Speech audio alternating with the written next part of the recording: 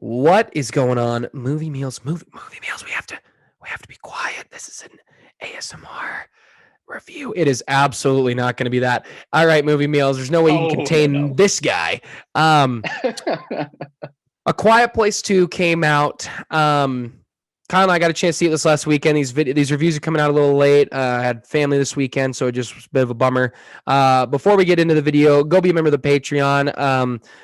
Like the ones I'm about to thank, Steve, Kimberly, and Karen for being higher paid patrons. You guys are awesome. We really appreciate support. Please go be a member.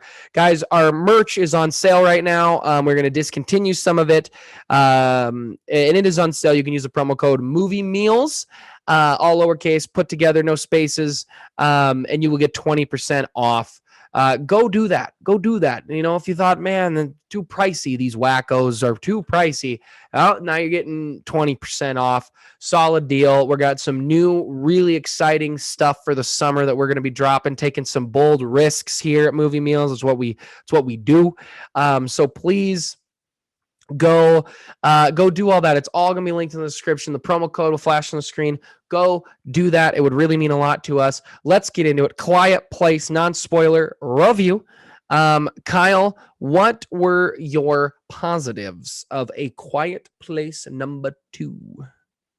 Well, walking into this movie, I was very skeptical and nervous, just because I loved A Quiet Place so much, and hearing that they wanted to make a sequel for this movie so badly, it just made me nervous about like such a special thing that I was being greedy pretty much. It was a special thing that I was holding dear, and I was really hoping that they wouldn't screw it up and a sequel, because I just appreciate the first one so much. But John Krasinski killed it with this sequel. Oh my goodness.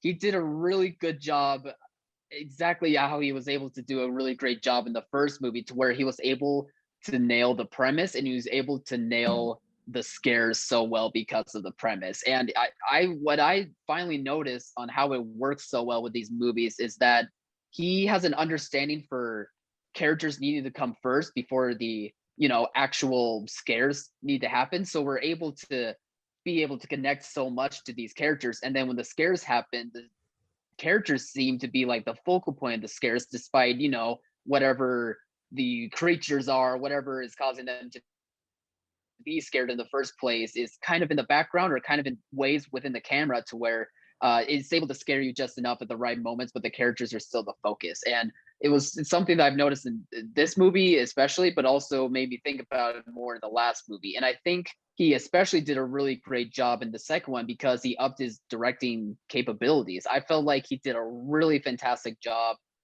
directing this movie, and I think he felt like he went up a couple of layers when it came to his directing chops.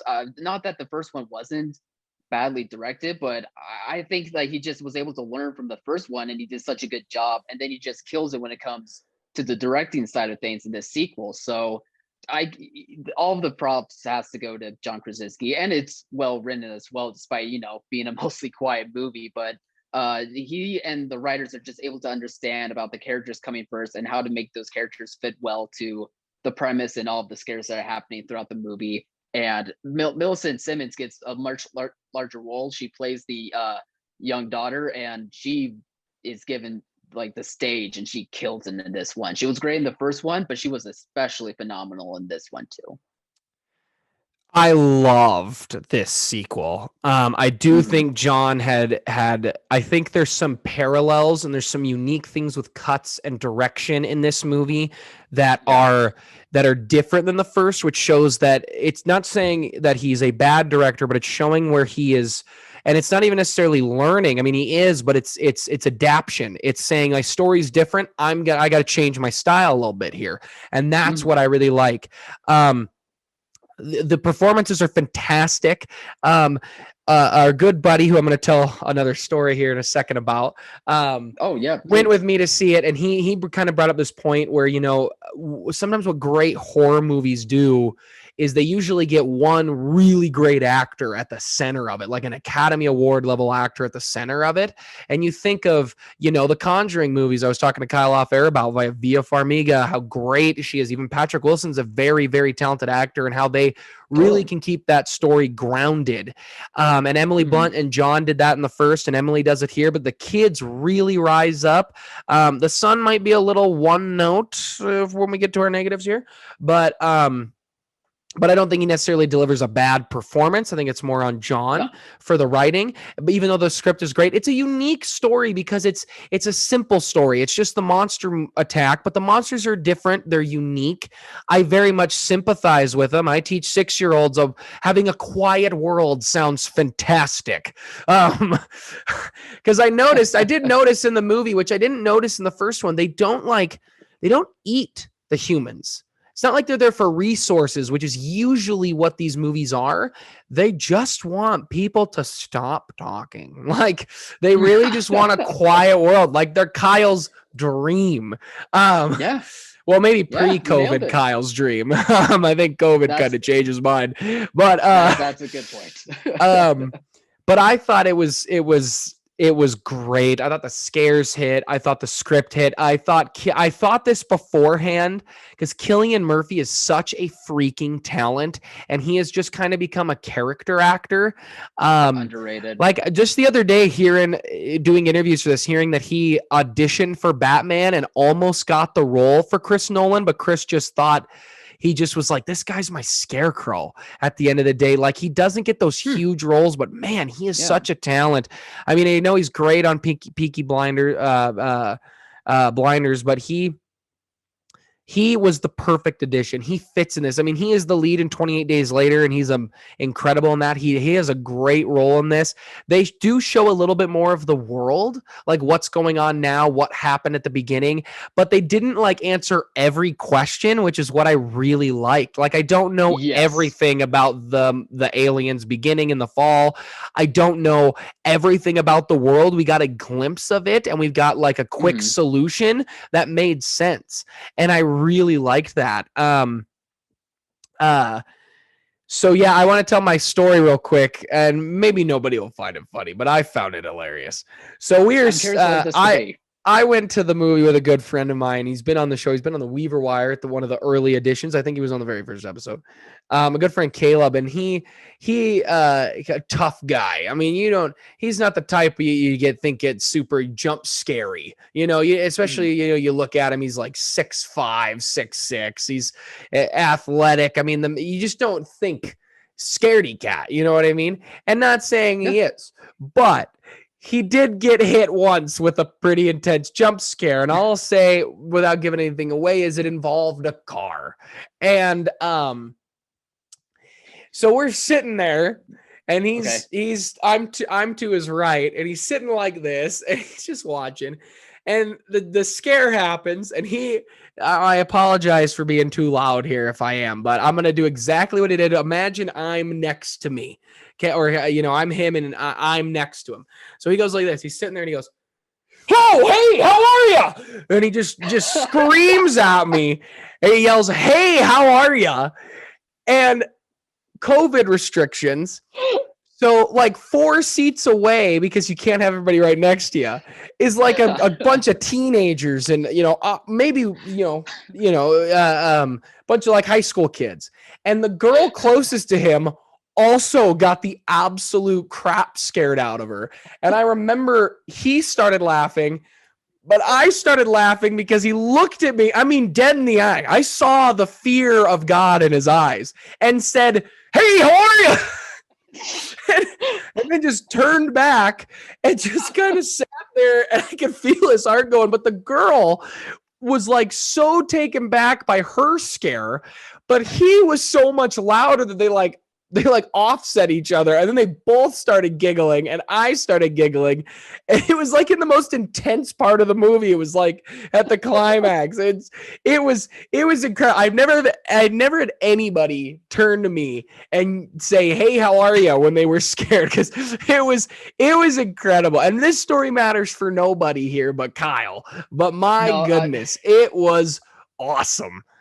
Knowing how knowing how he is, like, I agree with you. Like, he has like a tough exterior, but he's funny as hell. Oh my He goodness. is But and I could just funny guy. imagine how he said it, like his mannerisms. Like, I pictured it, and it's hilarious to me. Hopefully people thought it was funny too, but I That's have a the kick out of that one. second best scare sitting next to anybody though.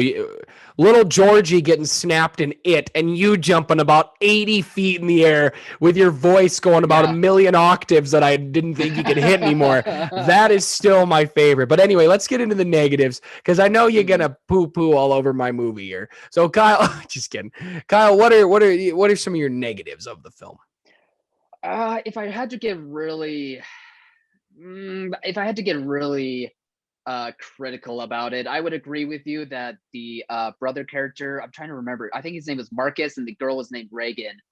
He kind of gets the short end of the stick when it comes to this story, and it's kind of funny because the characters are on kind of their own paths without giving away too much, and they're almost kind of taking up the role as the parents as compared to how the parents had their parental role in the first movie. But Reagan definitely has more of the spotlight than Marcus did, and the results of Marcus's arc still landed pretty well. But even still, I would have liked him to have kind of a more necessary role than what he had in this movie. And then my other nitpick was the other character actor that was in this movie. I'm spacing on how to pronounce his first name, but his last name is Hansu.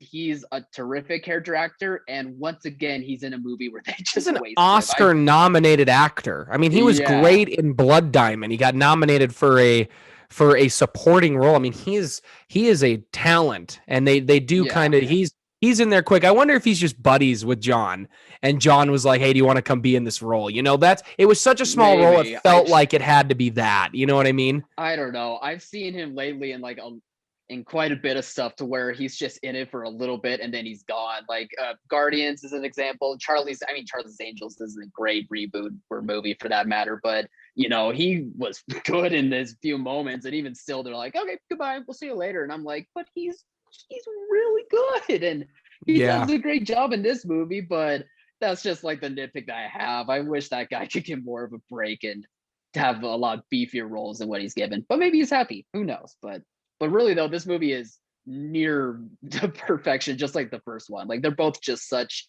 good movies. Yeah, and I agree. The brother is a little one note. The actor looks so much like the curly-haired actor in Stranger Things, and they sound very Yeah. similar. And it's interesting because they get Mm-hmm. a very similar kind of role.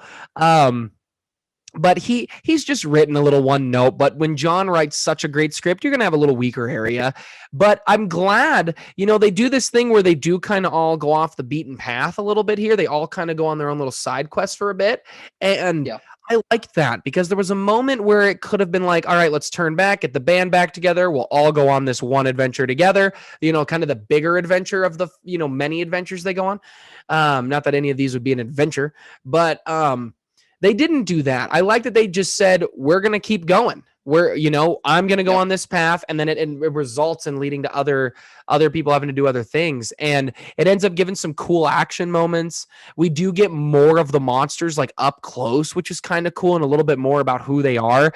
And apparently John had this planned as a trilogy. When he originally came up with the concept and the idea, it was always a 3-arc trilogy.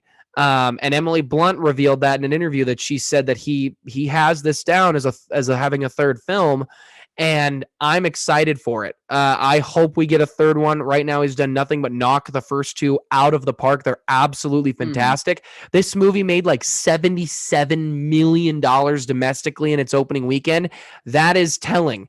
That is, people are praising it made money, and people are saying, look, one, we want to go back to the movies. We want tentpole movies. But I think what else is good is that this is a unique take on the monster movie. And that's saying, hey, we're not necessarily rushing for Marvel, DC. We're rushing for good content, because Cruella didn't make as much. Now, and Cruella's a bigger property. It's a character we know, made a good amount of money, made about $30 million, or no, less than that, but I think about 22.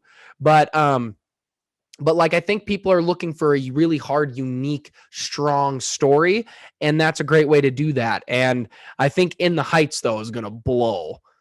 blow the box off. I think it's going to be like, hey, welcome Hope back. so. I think it's going to be Hope so. welcome with open arms. But anyway, anything else? No, I'll just wrap up my thoughts by being glad that I was very wrong to be skeptical to begin with. I'm glad Krasinski came back as the director. It seemed like at first he wasn't going to, but then changed his mind. And I'm glad that he did. He took his directing abilities up a notch. He still wasn't going to? Initially, he wasn't going to, but then something persuaded him to change his mind. I can't remember what it was though. Huh, I'm gonna have to look that up. But anyway, my point is that I'm glad that he knocked it out of the park. Glad that he still nailed the premise and just nailed this being a character-driven film series rather than, spectacle for spectacle's sake. It still does great with the spectacle, but it's the characters that we love first, and then the spectacle is just great. Yeah. Guys, it was a great movie. If you get a chance to go to the theater, be safe, get vaccinated, things like that. Please go see this. It's a great movie. Movies are coming back, and they're coming back quick. We're about to just get big movie after big movie, which is gonna be fun. Love it. I know I'm excited to get back. My wallet's not excited, but I'm pumped. Yeah, true. Guys, go be a member of the Patreon. Again, movie meals promo code is movie meals, all lowercase, no spaces. You get 20% off any of your purchases. We've got really cool stuff coming and a big drop coming. So be prepared for that.